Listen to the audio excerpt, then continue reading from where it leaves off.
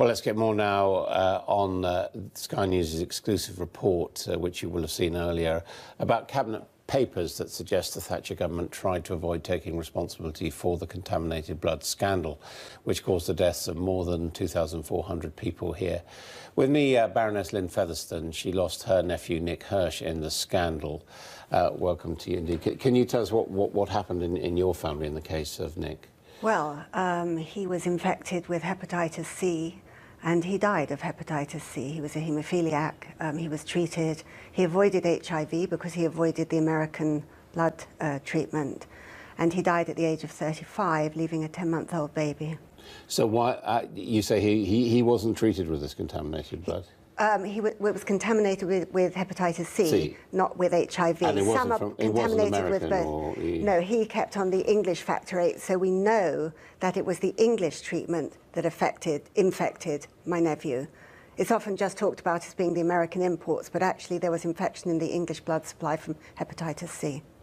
And can anyone be blamed for that, or is that yes, just one of those things? Yes, the government can be blamed for that. It wasn't one of those things. The government knew at the time. My sister herself told them. It's in The Guardian. She had phone calls with a Dr. Hardesty. She went, she told the government. She knew the American blood was infected and eventually the English blood was infected. But they didn't want to admit responsibility, ever. And they've dodged it. This latest find of cabinet papers is the tip of the iceberg. There were papers missing when Dr. Owen, Lord Owen, was Health Secretary of State. His papers went missing when he asked for them, because cabinet papers are meant to be kept. They said they were destroyed under the 10-year rule. I've put questions in the Lords. There is no such thing as the 10-year rule.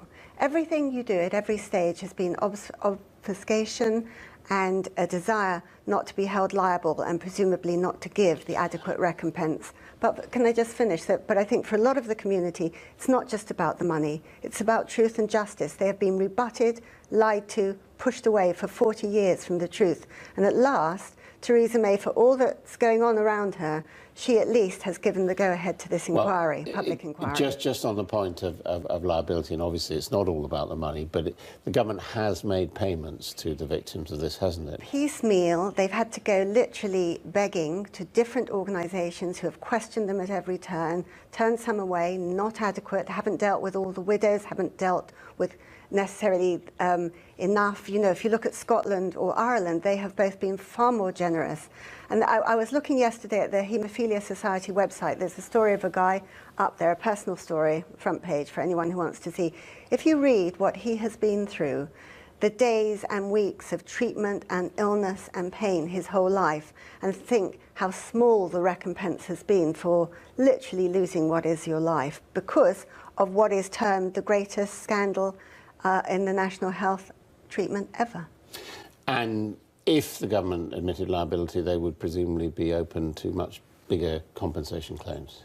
Indeed, and so they should be. I mean, Jason Evans, who turned up, I believe, the cabinet papers, he and a group of 500 of the community have been given permission to sue the government. They now have to wait, I understand, I believe, until now the public inquiry comes forward with its findings.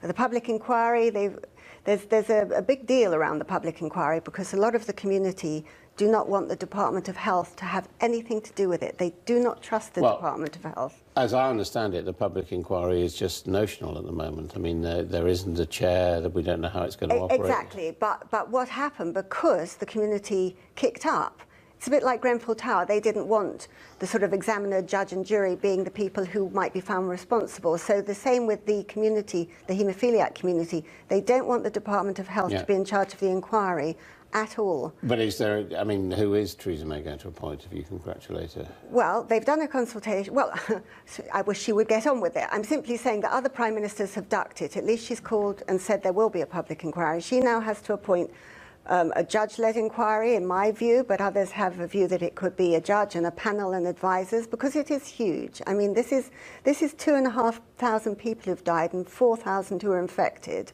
and everyone has a story and everything has to be considered. In France, the ministers responsible went to prison. So have we been given a date by which... No, we haven't. So, Theresa, if you're watching, We want a date and we want to get on with it, because people, you know, the haemophiliac community have waited 40 years and more have died.